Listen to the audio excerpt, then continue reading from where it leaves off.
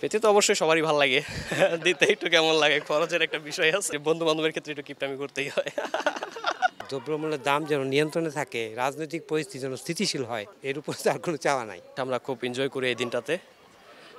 আমাদের programme already হচ্ছে আপনার 24 তারিখ রাতে থেকে শুরু হয়ে যায়। ওই দিনটাই হচ্ছে আমাদের মেন প্রোগ্রাম। 25 তারিখ আমরা যেহেতু 24 তারিখে হচ্ছে যিশুর জন্ম রাতে হয় 12টার পরে, তো ওই হিসাবে আমরা 25 তারিখ সকালে গির্জাতে পালন করি। আর এমনিতে সব কিছু ঠিকঠাক, গভর্নমেন্ট থেকেও খুব সাপোর্ট দিচ্ছে, আমাদের সিকিউরিটি খুব ভালো ছিল। শুধু একটাই সমস্যা, আগামীকালকে ছুটি দিল না, তো এটাই হচ্ছে দুঃখ। আগামীকালকে ছুটি দিলে হয়তো আমাদের যে প্রোগ্রামটা আরও সুন্দরভাবে করতে পারতাম। 4 দিন পড়তো, শুক্র শনি সাথে, এটাই। এছাড়া সব কিছু ভালো। তো সারাদিনের প্ল্যানিং কি আছে? সারাদিনের প্ল্যানিং, ঘুরবো, আনন্দ করবো, আত্মীয়দের বাসায় যাব, এই বন্ধুদের সাথে ঘুরবো, মজার মজার খাবো।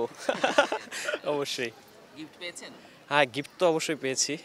মা দিয়েছে, বোন দিয়েছে, এছাড়া বন্ধু বান্ধব যারা ছিল সকলে কম বেশি ছোটোখাটো যে পেরেছে দিয়েছে। দেওয়া হয়েছে কি? গিফট এখন পর্যন্ত দেয়নি, বাট মাকে দেওয়ার জন্য রাখছি, খুব স্পেশাল গিফট, বাসায় গিয়ে দিব।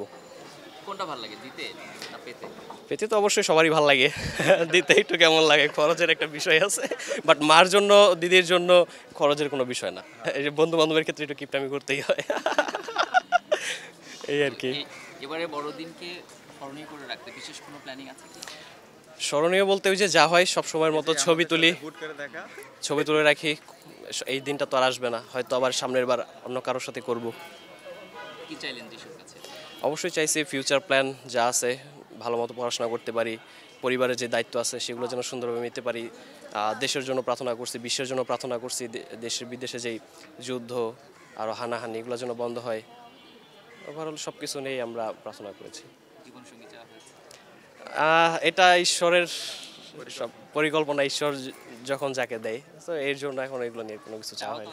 যেহেতু ঈশ্বর গড যিনি সর্বশক্তিমান, উনি চাইলে তো সব কিছু করতে পারেন, কিন্তু সেই ক্ষেত্রে তো শুধুমাত্র ঈশ্বরের উপর তো নির্ভর করলে হবে না, আমাদের পাশাপাশি চেষ্টা করতে হবে, আমাদের বিভিন্ন ধরনের কার্যক্রম গ্রহণ করতে হবে, যে জিনিসটা করলে ভালো হবে সেইটার দিকে আমাদের মনোযোগ দিতে হবে। অবশ্যই আমরা ঈশ্বরের কাছে প্রার্থনা করছি যে আমরা, মানুষ তো ভালো প্রত্যাশা করে, আগামী দিন আশা নিয়ে কিন্তু বেঁচে থাকে।